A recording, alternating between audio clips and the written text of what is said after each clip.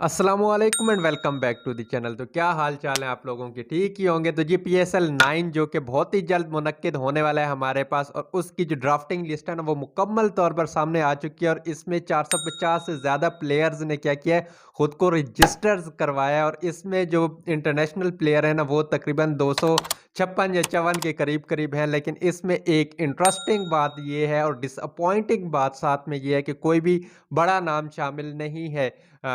इस अगर आप ड्राफ्टिंग का जो भी लिस्ट है ये उसके गो थ्रू जाएँगे, उसको जाके देखेंगे तो उसमें कोई भी बड़ा नाम आपको देखने को नहीं मिलेगा। पीएसएल का ये 9वाँ सीज़न है और अब तक इस सीज़न को एक बड़ा ब्रांड बन जाना चाहिए था, लेकिन हम इसको एक बड़ा ब्रांड नहीं बना सके।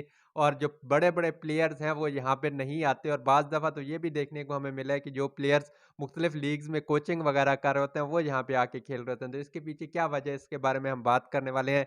और हमारी जो लीग है ना उसमें जो प्लेयर्स आते हैं ना वो रेलू कट्टे टाइप के जो प्लेयर्स नहीं आते वो आते हैं। और जिनको पूरी इंटरनेशनल दुनिया में कोई नहीं खिलाता वो वाले प्लेयर यहाँ पे पीएसएल में आके खेलते हैं। अब जो हमारे पास सबसे बड़ा वो आता है ना बहाना आता है, ये आता है कि पीएसएल और जो ये क्या नाम है आईपीएल, ये ओवरलैप्ड होती हैं। और इनका जो शेड्यूल है ना बिल्कुल साथ-साथ ही है। और ये जो प्लेयर्स होते हैं ना ये यहाँ पे आके नहीं खेलना चाहते। वो आईपीएल के लिए खुद को क्या रखना चाहते हैं, फ्रेश रखना चाहते हैं। देखिए आईपीएल कभी भी नेशनल ड्यूटी नहीं है। और ये जो लीग्स प्लेयर्स खेल रहे होते हैं ये पैसे के लिए खेल रहे होते हैं। मेन जो इश्यू है ना वो है पैसे का।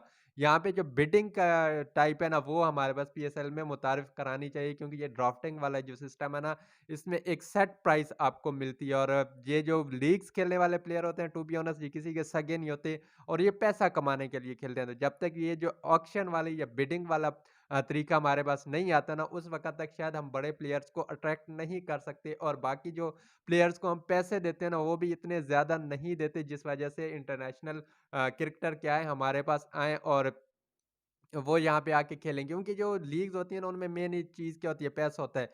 कोई अपने वतन के लिए नहीं खेल रहा होता या कोई प्यार मोहब्बत में नहीं खेल रहा होता, सारे लोग पैसे के लिए ही खेल रहे होते हैं। और दूसरा हमारी जो लॉबी है ना, हमारी लॉबी बहुत ही ज़्यादा कमज़ोर है और हमारी लॉबी को कोई पता ही नहीं है। देखें अभी हमने सोशल मीडिया पे सुना था फलाँ आ रहा है, मैक्सवेल आ रहा है जी, डिकॉक आ रहा है, ये आ रहा है। ये डिकॉक टाइप के जो प्लेयर्स हैं ना ये अवेलेबल भी हैं, लेकिन इनको पाकिस्तान क्रिकेट बोर्ड ने कितना अप्रोच किया, कुछ काम को खुद बोर्ड्स को करने पड़ते हैं। उनको जाके अप्रोच करना पड़ता है, उनको मनाना पड़ता है और लॉबिंग करनी पड़ती है। अब हमें ये नहीं पता कि हमारा बोर्ड ने ये वाली चीज़ें की भी हैं या नहीं की, या बोर्ड उसी तरह सत्तू बना के पी के सोया हुआ है अपनी कुर्सी बचाने के चक्कर में। तो देखें अगर आपने पीएसएल को एक बड़ा ब्रांड बनाना है ना, तो आपको बड़े नाम इसमें लेके आने पड़ेंगे और बोर्ड को सोचना पड़ेगा कि बड़े नाम किस तरह लेके आए आ सकते हैं हम। एक तो बहुत ही ज़्यादा पैसा इन्वॉल्व करना पड़ेगा, प्लेयर्स को जो पैसा हम लोग दे रहे हैं उसको और बढ़ाना पड़ेगा।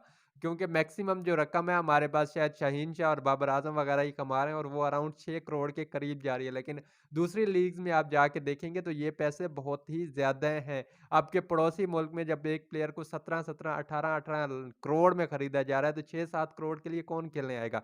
और एक फिक्स प्राइस होती है। ये वाला सिस्टम मुझे नहीं मतलब अजीब लगता है। अब सारी दुनिया बिडिंग पे चली गई है और हम फिक्स प्लेयर पे ही फीस पे ही बैठे हैं। तो यहाँ पे बोर्ड को सोचना पड़ेगा कि अगर पीएसएल को आपने एक बड़ा ब्रांड बनाना है और पूरी दुनिया में फैलाना ना, तो उसके लिए हमें क्या करना पड़ेगा, बड़े नामों को लेके आना पड़ेगा। जब तक बड़े नाम पाकिस्तान में आके ये जहाज जा रहा है आधी राती। मैं रात को वीडियो बनाता हूँ, 1 बजा हुआ और जहाज मेरे ख्याल में जा रहा है। तो जब तक हम बड़े प्लेयर्स को यहाँ पे नहीं लेके आएँगे, उस वक़्त तक हमारा ये जो ब्रांड है, बड़ा ब्रांड नहीं बन सकेगा।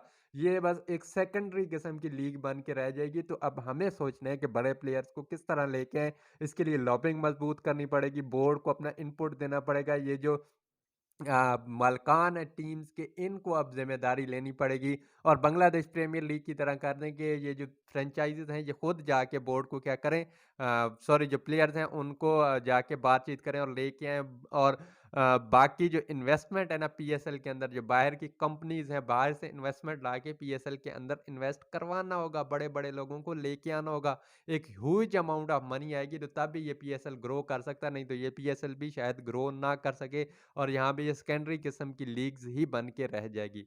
तो ये थी आज की वीडियो, उम्मीद है आपको पसंद आई होगी। अगर पसंद आई है तो वही लाइक शेयर और सब्सक्राइब ज़रूर कीजिएगा और मिलते हैं अगली वीडियो में। तब तक के लिए अल्लाह हाफ़िज़।